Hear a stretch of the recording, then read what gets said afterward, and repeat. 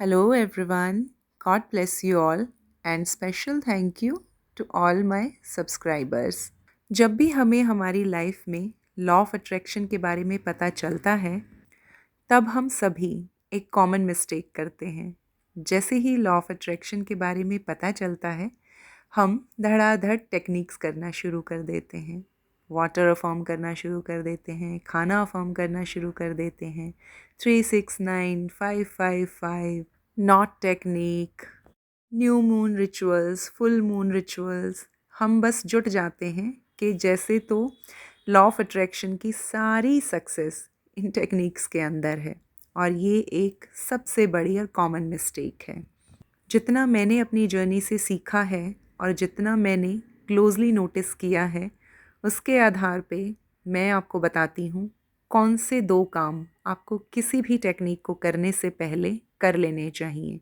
अगर हम इन 2 स्टेप्स को अच्छे से फॉलो करते हैं तो गारंटीड कोई भी टेक्निक कीजिए या कोई भी टेक्निक ना कीजिए, मैनिफेस्टेशन की सक्सेस होना निश्चित है। सबसे पहले मैनिफेस्टेशन जर्नी में जैसे ही हम शुरुआत करें, अपने आप को हील करना ज़रूरी है। बेसिक स्टेप है, इम्पॉर्टेंट स्टेप है।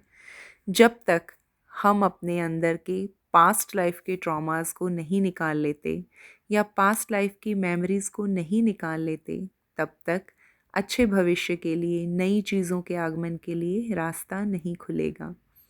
इसलिए हीलिंग सेशंस ले सकते हैं, चक्रा मेडिटेशन के सेशंस ले सकते हैं, या अगर आप सेशंस नहीं लेना चाहते हैं किसी कोच से, तो होपोनोपोनो कर सकते हैं, सेल्फ लव प्रैक्टिस कर सकते हैं, सेल्फ टॉक कर सकते हैं।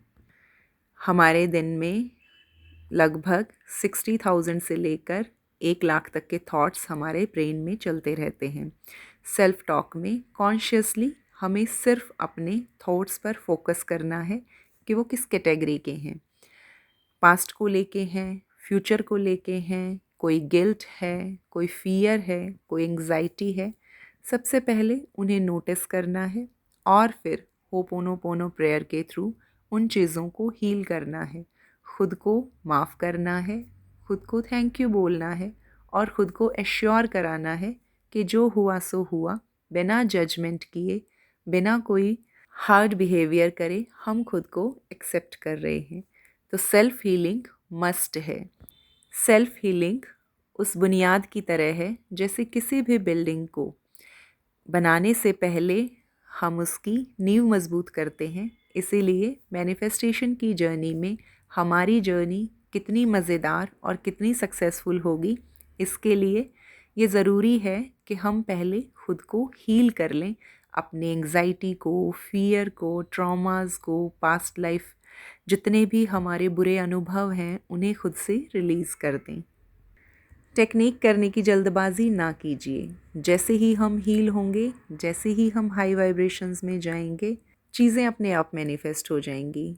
यूनिवर्स ने जो थॉट हमारे दिल में डाला है, हमारे दिमाग में डाला है, जो हमारी डिज़ायर है, वो जानता है कि ये हमारी डिज़ायर है।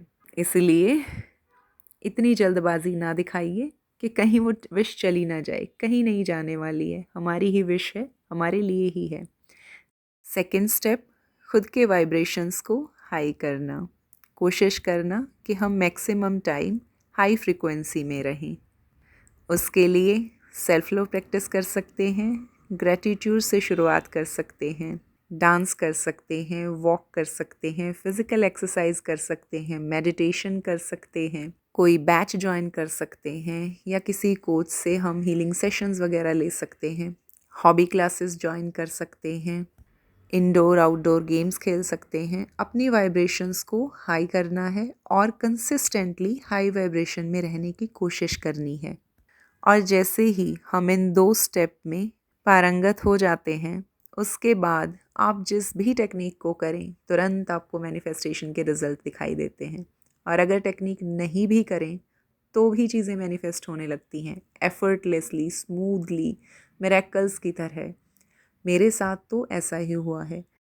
मेरी जर्नी में मैंने भी अंधाधुंध टेक्निक्स की थी और उसके बाद जो डेस्पिरेशन आया, मैं ही जानती हूँ कि कैसे उससे निकली। फिर उसके बाद सेल्फ लव, ग्रैटिट्यूड और मेडिटेशन पे फोकस किया।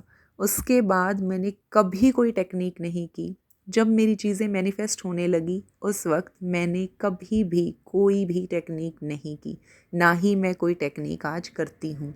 तो मैनिफेस्टेशन का बेसिस ही ये है कि जो पिछले गिल्ट हैं उन्हें रिलीज़ करो, नए के लिए जगह बनाओ और अपनी वाइब्रेशंस को इतना ऊपर लेकर जाओ कि जितनी भी अच्छी चीज़ें आपकी विश लिस्ट में हैं वो अपने आप आपकी ज़िंदगी में आना शुरू हो जाएं।